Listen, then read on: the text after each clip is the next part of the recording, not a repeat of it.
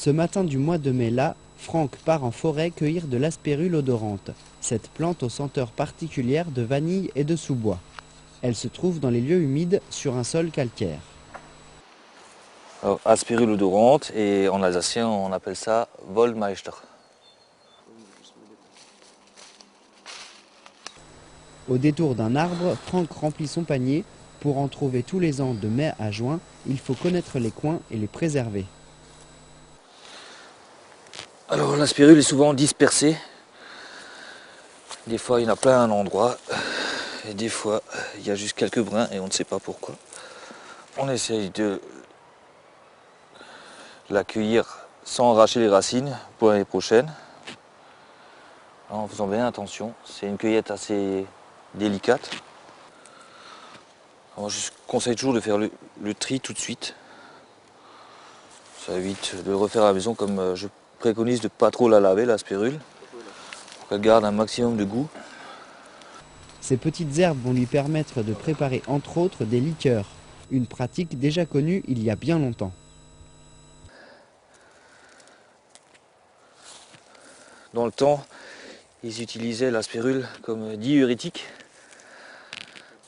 On prônait de prendre une infusion d'aspérule dans de l'eau chaude, infusée 15 minutes après chaque repas assez gargantuesque, et cela fait passer le repas. Une poignée comme ça nous suffit à peine pour faire, on va dire, 1 litre de liqueur. Et en quelque temps, la cueillette touche à sa fin. Maintenant, la recette.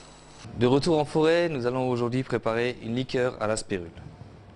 Pour ceci, nous avons besoin de 50 g de sucre roux, 50 g de sucre de canne, un demi-litre d'alcool de fruits à 40 degrés, un quart de litre de vin blanc, un quart de litre d'eau et un bocal d'une contenance de 1 litre.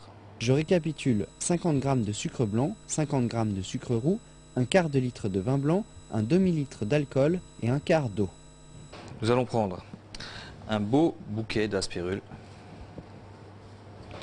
insérer dans le bocal. Ensuite rajouter simplement le sucre roux, le sucre blanc, le vin blanc, l'eau et notre alcool.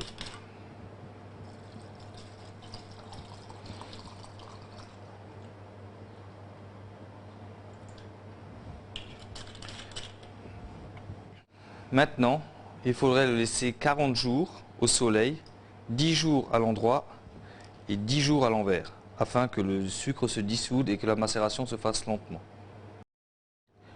Moi je conseille de laisser macérer 1 an, le bocal fermé. Vous filtrez, vous mettez dans une jolie bouteille décorative. Alors quelques astuces pour qu'est-ce qu'on peut faire de la liqueur à l'aspérule. Vous pouvez en mettre dans les crèmes pâtissières, en dessert. Vous pouvez faire simplement un kir. Donc on met une dose d'aspérule. Crémant, champagne, ce que vous avez. Vin blanc aussi.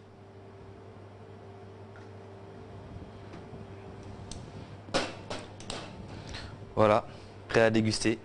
Chin chin. Maintenant une deuxième astuce pour faire un vin rosé à l'aspérule. Pour ceci, encore de l'aspérule, 800 g de rosé, 80 g d'alcool de fruits, 50 g de sucre et 100 g de miel. Donc pour commencer, on va légèrement chauffer le miel.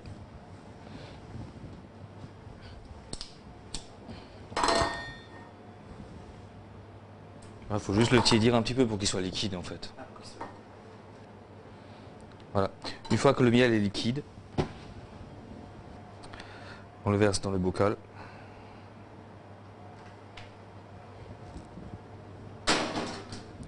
On rajoute notre sucre blanc, notre sucre roux.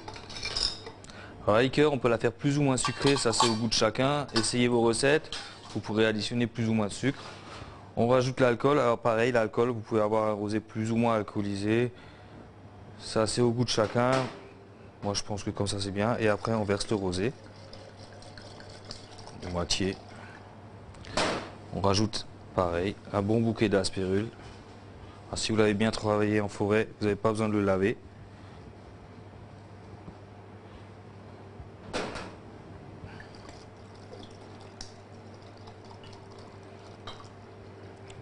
Voilà. On ferme. On remue bien. Et on laisse macérer 12 jours seulement. Et après on peut le consommer, ça se donnera. N'hésitez pas à hésiter à le remuer régulièrement afin que le sucre se dissout. Et après 12 jours, vous aurez un apéritif d'une teneur alcoolique comme le Porto à déguster avec modération, bien sûr. Pour le rosé à l'aspérule, 100 g de sucre, une bouteille de rosé, 5 ml d'alcool de fruits et 100 g de miel. Ensuite, on peut faire autre chose avec la spirule, c'est une chantilly. Alors il faut un siphon à chantilly. Là nous avons 320 g de crème fraîche, liquide, 100 g de liqueur d'aspirule, donc terminée, passée, après un an de macération. Là on a 80 g de sucre. Donc tous les ingrédients, on les mélange dans le siphon. Moi je mets le sucre dans la spirule.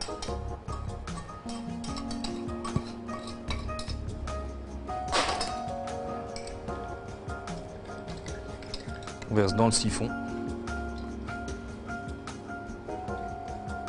Ensuite, on le ferme, tout simplement. Alors, les siphons, bien secouer la base. Ensuite, une cartouche de gaz. Et la cartouche de gaz toujours à l'envers. Voilà. Alors vous laissez reposer une demi-heure, 1 heure au frigo et après vous avez une chantilly à la spirule. Alors nombreux desserts sont possibles. Garniture de glace, garniture de fraises, comme nous allons le faire maintenant. Quelques fraises. Nous avons nettoyé et coupé. Ce n'est pas la peine de les sucrer puisque nous avons sucré la chantilly. Le goût de la spirule sera suffisant pour les compléter. Voilà. Et tout simplement,